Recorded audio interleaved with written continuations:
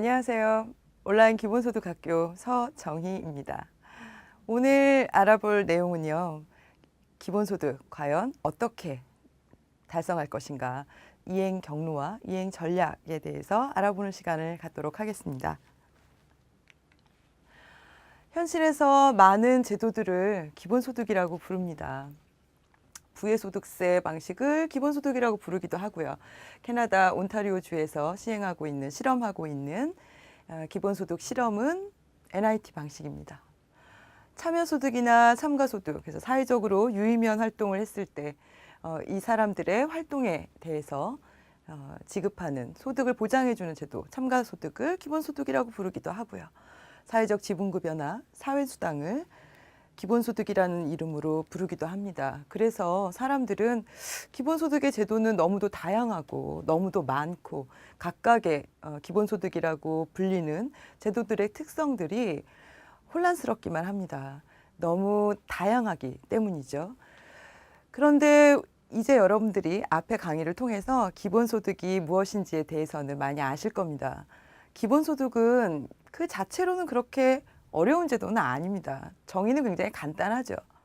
모든 개인에게 자격이나 조건에 상관없이 어떤 일정 수준의 소득을 현금으로 그리고 정기적으로 개인 단위로 제공하는 정책을 말합니다. 그래서 조건을 따지지도 않고 그냥 매달 현금을 지급하는 제도이기 때문에 정책 자체는 어려워 보이지 않아요. 그런데 문제는 이런 정책을 전체 국민들한테 시행하기 위해서는 어마어마한 예산이 들어가기 때문에 한 번에 이 모든 조건들을 다 충족시키는 정책을 하기가 굉장히 어렵습니다. 그래서 기본소득의 어떤 이런 요건들에 해당하는 정책이 크게 6가지가 있을 수 있는데 이 중에서 현금으로 지급하는 현금성이나 정기성, 개별성의 경우에는 상대적으로 달성하기가 좀 쉽습니다. 정책을 현금으로 정기적으로 개별적으로 주는 건 어렵지 않으니까요. 그래서 기본소득에 있어서 상대적으로 보다 더 중요한 속성은 위의 3가지입니다.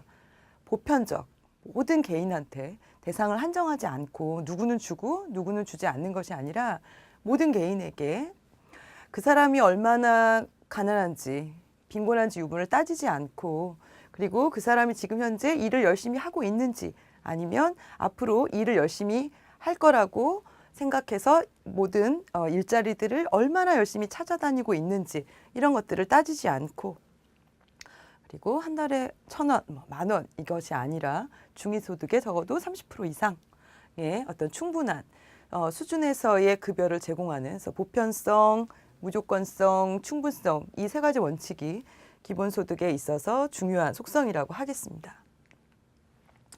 그랬을 때 이 보편성을 충족시켰느냐, 충족시키지 않았느냐에 따라서 달라질 수가 있을 거고요. 그래서 모든 시민들한테 시민권에 기반해서 소득이 주어진다면 보편성을 충족을 한 거겠죠.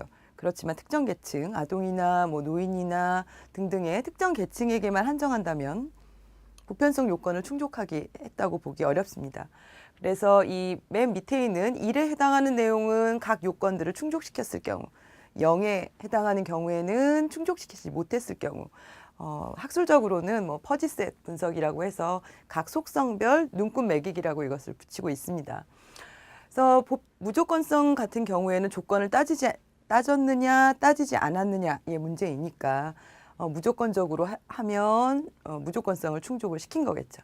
그렇지만 자산 조사를 하거나 근로 여부를 조사하거나 이런 경우에는 무조건성을 충족시키지 못했다고 봐야겠죠.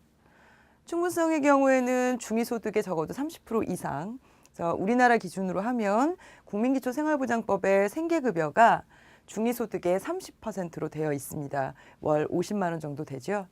그래서 그 월 50만 원 이상의 요건들을 충족시켰을 때 우리가 충분성 요건을 충족시켰다고 할 수 있겠습니다.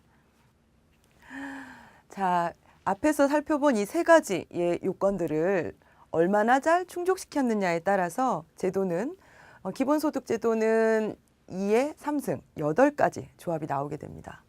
그래서 모든 조건들을 다 충족시킨 경우 기본소득이라고 불러야 하지만 다양한 형태의 기본소득이 존재할 수 있으니까 완전 기본소득에 해당한다고 보고요.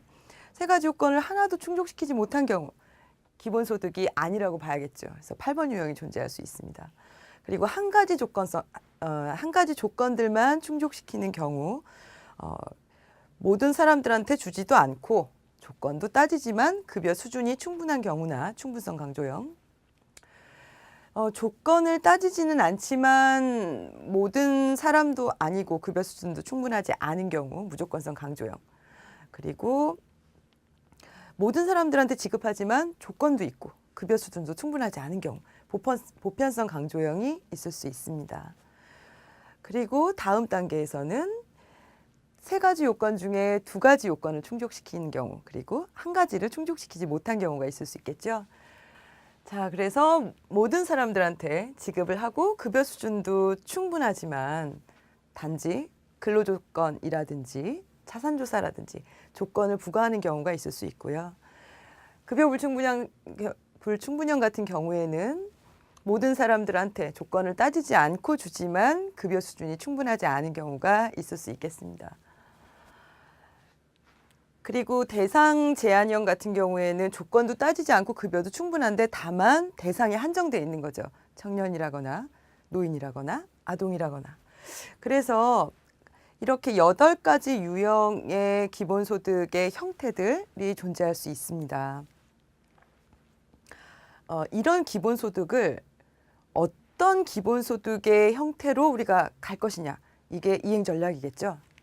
자, 그 구체적인 이행 전략을 살펴보기 이전에 먼저 우리나라의 사회복지 제도들과 기본소득 제도가 어떤 식으로 조화를 이룰 것인가에 대한 상을 먼저 그려야 전략적인 이행 방안들을 고려할 수가 있습니다. 왜냐하면 기본소득 제도는 다른 사회복지 정책들하고 분리돼서 존재하는 것이 아니라 이렇게 유기적으로 연계가 되어 있기 때문에 각각 다른 제도들과 어떻게 조화를 이룰 것이냐를 먼저 살펴봐야만 이행 전략을 모색할 수가 있는 거죠. 가장 대표적으로는 사회 부조에 해당하는 또는 공공 부조에 해당하는 이런 제도들은 기본소득을 도입하고 나면 폐지될 것입니다.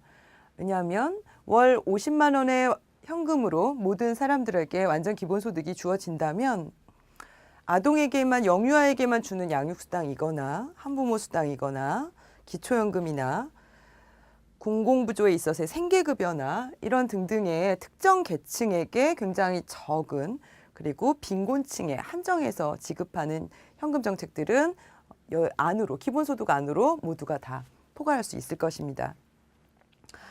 그러나 사회보험이나 사회서비스 같은 정책들은 별도로 존재를 계속 해줘야죠. 왜냐하면 서로가 정책의 목표가 다릅니다. 그래서 정책의 목표가 달라서 국민의 건강권을 실현하고자 하는 건강보험이나 또는 실업의 문제 혹은 노령의 문제 이런 것들을 해결하는 사회보험은 계속해서 유지를 해야 되고 오히려 공공성을 확보하는 방안으로 나갈 필요가 있습니다. 서로 영역이 좀 다른 거죠. 사회서비스 같은 경우에도 마찬가지죠. 무상보육이라든지 교육이라든지 대학교육, 취성패 프로그램이라든지 어떤 육아휴직이라든지 이런 목적이 서로 또 다른 이런 사회서비스의 경우에는 기본소득을 도입한다고 해서 해결할 수 있는 문제는 아닙니다.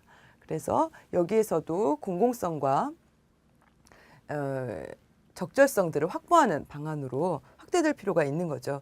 그래서 이렇게 어떤 부조 방식의 공공부조 방식의 형 제도들을 모두 포괄하는 방식으로 완전 기본소득을 이제 상정을 하고 그렇게 됐을 때 과연 이제 어떤 단계로 그럼 이렇게 나아갈 것인가를 살펴보자면 단계는 여러 단계가 있을 수 있겠습니다. 세 가지 요건 앞에서 이야기한 보편성이나 무조건성이나 충분성 세 가지 요건을 하나도 충족시키지 못한 기본소득이 아님이 현재의 단계라고 한다면 한 가지 요건만 충족시킨 보편성 강조형이나 무조건성 강조형 또는 이 충분성 강조형으로 이렇게 하나의 요건만 충족시키는 1단계로 나아갈 수도 있고 3개 중에 2개가 충족되는 단계 2단계가 있을 수 있고 세 가지 요건이 다 충족된 단계 3단계가 있을 수 있겠습니다. 이 단계에서 이 현재 단계에서 3단계로 나아가는 길은 크게 세 가지가 있을 수 있겠죠. 현재에서 1, 2단계를 거치지 않고 바로 3단계로 가히 혁명적이라 하겠죠. 그래서 혁명형이라고 이름을 붙여봤습니다. 이렇게 갈 수도 있고 지금 현재 단계에서 일단은 세 가지 요건 중에 하나 먼저 충족을 시키고 그리고 두 개를 충족시키는 2단계를 거치지 않고 바로 뛰어넘는 개혁형 단계가 있을 수 있겠습니다. 마지막 단계는 한 단계씩 확대해 나가는 거죠. 조건들을 하나씩 확대해 나가는 방식이 있을 수 있는데 예를 들어 보자면 기본소득이 아닌 단계에서 보편성 강조형 같은 경우에는 사회적으로 유의미한 활동을 하는 모든 사람들에게 자산조사나 이런 것들은 하지 않다 하더라도 이 사람이 얼마나 유의미한 활동을 했는지를 따지는 거죠. 그리고 급여의 수준이 그리 충분하지는 않은 첨가소득의 형태로 갈 수도 있고 그다음에 무조건성만을 강조해서 예를 들어 아동수당이라든지 뭐 등등의 사회수당 방식의 형태로 갈 수도 있겠습니다. 그리고 나머지는 이제 하나만 충족을 못 시키고 두 가지 요건을 다 충족시키는 조건 부가형이나 급여 불충분형, 뭐 대상 제한형 이렇게 갔다가 완전 기본소득으로 이제 가는 단계가 있을 수 있는 거죠. 자, 지금의 이런 전략들은 아까 우리가 처음 앞에서 이야기한 표로 다시 돌아가 보자면 각각의 단계들마다 어디로 갈 것이냐의 방향이 항상 결정되어야 합니다. 그래서 이렇게 갔다가 이렇게 갈 수도 있고 이쪽으로 갈 수도 있고 이렇게 갈 수도 있고 이렇게 갈 수도 있고 이렇게 가는 방향도 있겠죠. 그래서 어떤 전략, 어떤 실행 방안, 어떤 구체적인 단계들을 밟을 것인가에 대해서는 많은 의견들이 있을 수 있고요. 그리고 많은 사람들의 생각이 좀 다를 수 있을 것 같습니다. 우리나라의 지금 현재의 상황을 고려한다면 두 가지 경로가 크게 가능할 수 있을 것 같아요. 기본소득이 아닌 단계였다가 완전 기본소득으로 한 번에 가는 혁명형은 쉽지 않을 겁니다. 그건 어느 사회에서나 마찬가지일 텐데 그렇게 급작스러운 변화를 겪게 되면 그 사회가 그 제도를 받아들이는 그리고 동의하는데 많은 어려움들을 이제 겪게 됩니다. 그래서 이 두 가지 중에 어느 방향으로 이제 갈 것이냐가 문제가 될 수 있을 텐데요. 온건형 이행 방안의 경우에는 그 첫 번째 단계는 하나를 충족시키는 경우로 갔다가 두 번째 이제 두 가지를 충족하고 하나를 충족시키지 못하는 2단계에서 어떤 걸 선택할 것이냐에 대해서는 각각의 장단점이 존재합니다.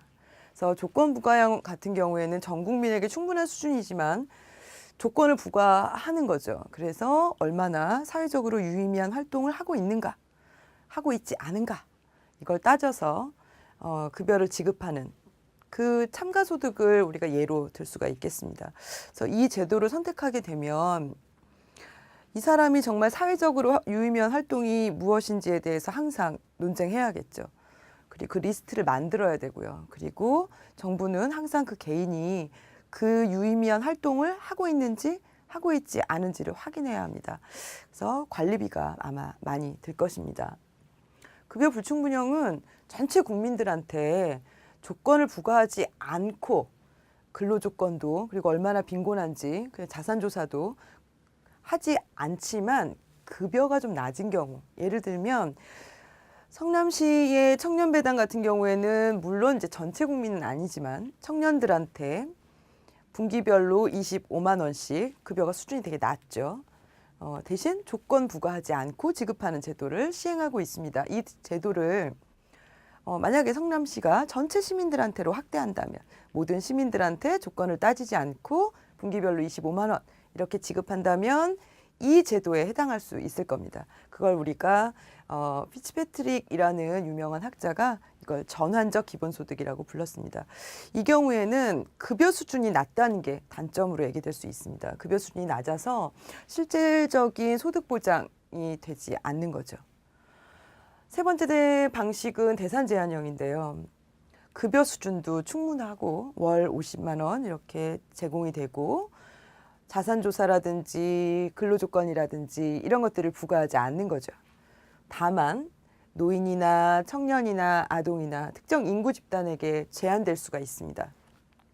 이 경우에 이제 문제는 사각지대 문제가 있습니다. 그래서 부분 기본소득을 받는 사람들은 상관이 없지만 부분 기본소득을 받지 못하는 계층 그런 대상들은 빈곤의 문제를 겪을 수도 있고 많은 다른 사회적인 문제들에 그대로 노출이 될 수 있다는 그런 단점이 있습니다. 그래서 어떤 2단계 선택지를 할 것인가는 이 시간에 정답을 말씀드리기는 어려울 것 같습니다. 정답은 어떻게 보면 존재하지 않을 수도 있고요. 우리 사회가 그리고 우리가 각각의 장단점 중에서 어떤 가치들을 더 중요하게 생각할 것인가, 중요하다고 인정할 것인가에 따라서 달라질 것이라고 생각됩니다. 자, 보다 자세한 내용은 사회평론에서 나온 기본소득이 온다 책을 참조해 주시기 바랍니다. 이상 마치겠습니다. 서정이었습니다.